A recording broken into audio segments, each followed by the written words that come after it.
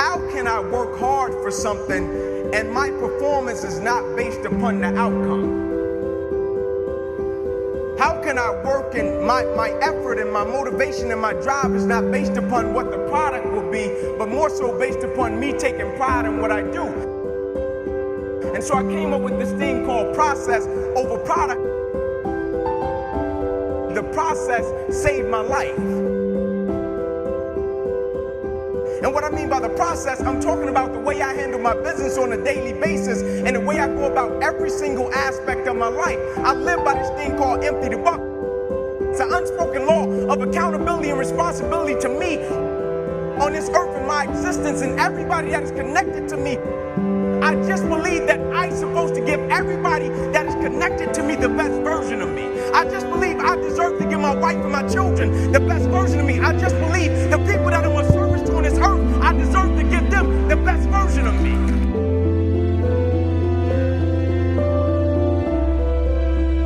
You see, the thing about chasing a product and what the product is money. The product is a house, the product is a car. The thing about chasing a product, the product can always change. And if your performance is always based upon the product, what happens when the products change and you don't take pride in what you do? But the thing about loving the process, everybody wants the prize, but nobody loves the process.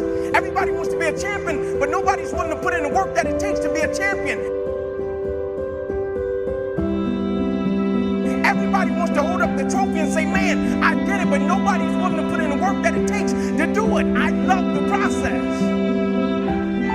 I love the thought of working for what I want. You're never supposed to wish for it more than you're willing to work for it. Your expectations are never supposed to exceed your effort. But a lot of people, they wish, and they're not willing to work.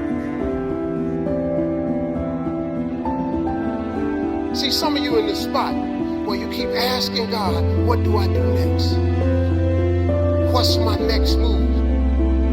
And the great thing about life has a funny way of testing all of us and seeing how bad we really want what it is that we say we want. Do you know that God already designed you for a purpose in life?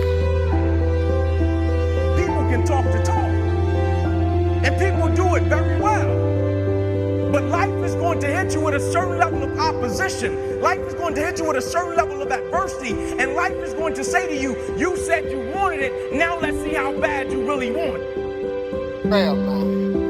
And I've been praying for 20 years. This ain't $50. This is what I'm going to do the rest of my life.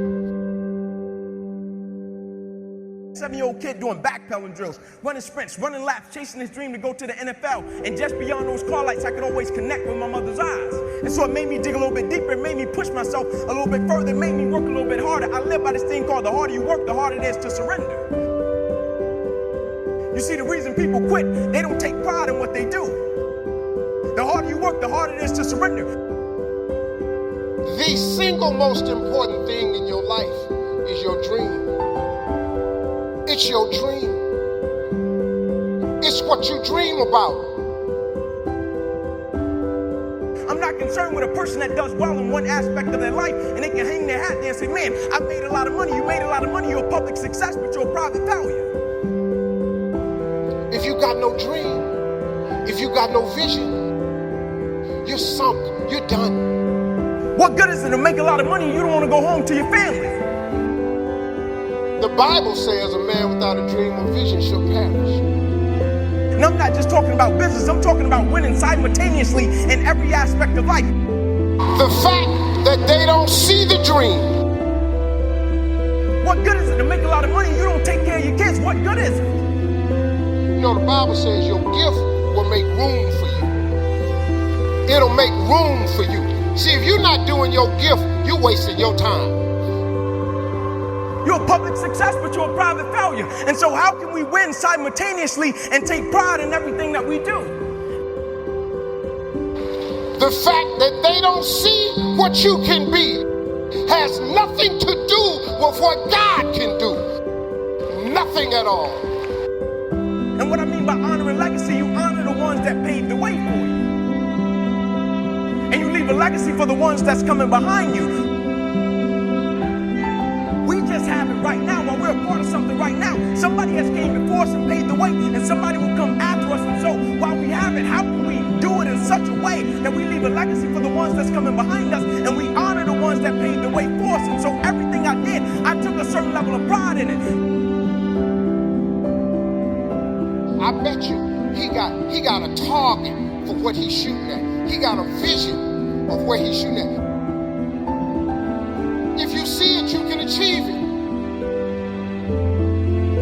If you don't have visions, you can't make it in this world. You have not because you ask not. You have not because you ask not. It's that simple.